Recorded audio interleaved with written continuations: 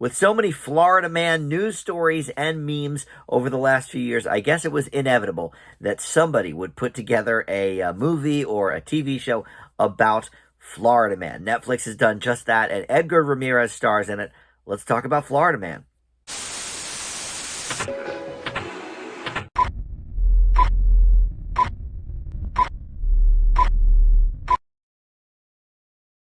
Hey guys, Dan here. This is Dan Reviews It. Welcome to my TV review for the miniseries Florida Man. This is streaming right now on Netflix. All 7 episodes are available for you. Before we launch into the specifics, though, of the show, let me welcome you into Dan Reviews It. Thanks for finding this video. We've got a ton of great movie and TV reviews for you to check out. In fact, on the homepage of my channel here, I've posted really convenient playlist, 2023 movies, 2023 TV show reviews, and then previous years below that even. So, if you're looking for a specific movie or show or a time frame, you can check out those playlists. Hopefully, they will help you out. Please consider subscribing down below as well. Would love to have you aboard there. Or just like this video, comment below. All that stuff does help the channel out, of course.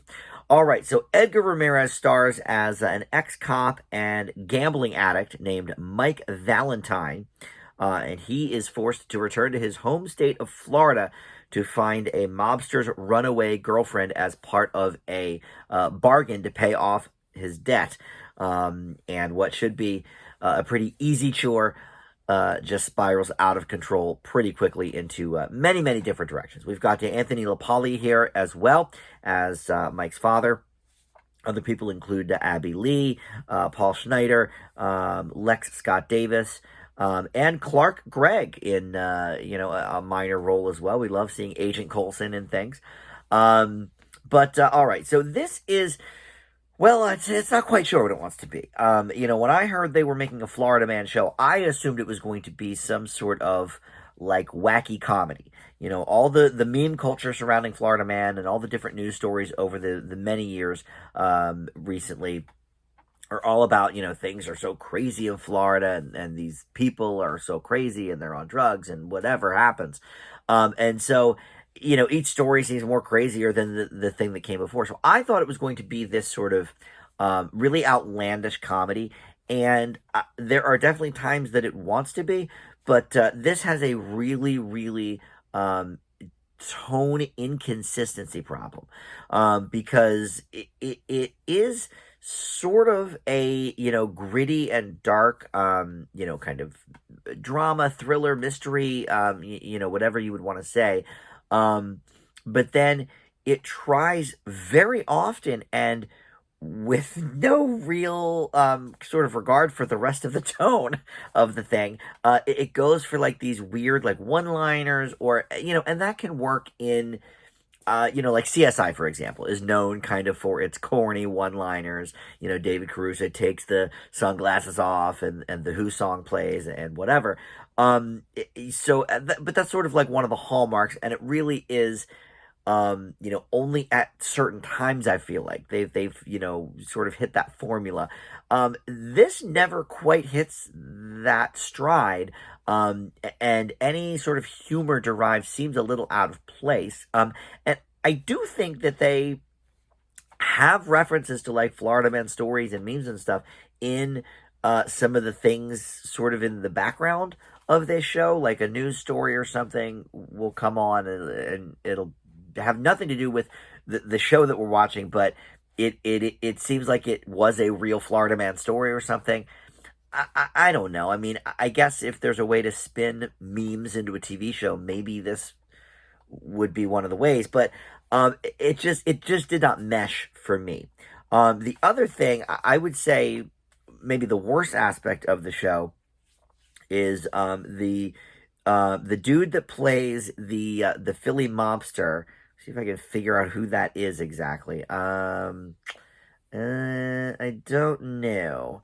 All right. Well, yeah. Based on just the names here, it might be Emery Cohen. That's a person in this show. It might be him. But anyway, the point is, he is completely like inauthentic, corny almost. And again, were they going for humor here? Because he certainly doesn't seem scary. He doesn't seem like a mobster. and he doesn't even seem like he's from Philly. I'm from Philly, or at least the suburbs. He just doesn't seem like anybody I've ever sort of encountered or know about or whatever. So it just, that part was inauthentic, and I can't figure out if they were sort of going for a little bit of humor with that character because he's so kind of ridiculous.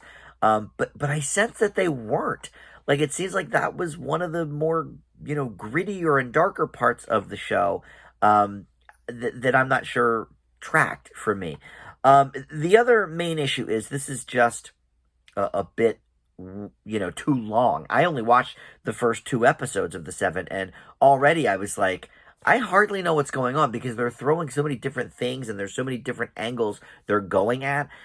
It feels like to me they could have trimmed this into a 2-hour movie and done away with a lot of the side stuff that is quite irrelevant, it seems like, to the rest of the thing. Now, look, with a show like this, it is possible that I guess in episode 6 or 7 it brings it all back around and things that seem pointless, really do have meaning. That's possible, and I'm willing to give that sort of the benefit of the doubt and leave my grade with sort of an asterisk. But judging by the first 2 episodes, I really don't think so. It just does not seem like it knows what the tone wants to be, and what direction they even want to take the story in. So this was definitely a middling affair for me. I will leave it with a higher grade, I think, than the first 2 episodes might indicate, just because maybe they do bring it all back around. It could be one of those types of shows, but I think they maybe would have been better with a movie version of this instead of a 6.5-hour miniseries. I leave Florida Man with a C-. All right, that will do it for me. You can check this out on Netflix if you are so inclined, and we'll see you next time on Dan Reviews It. Bye.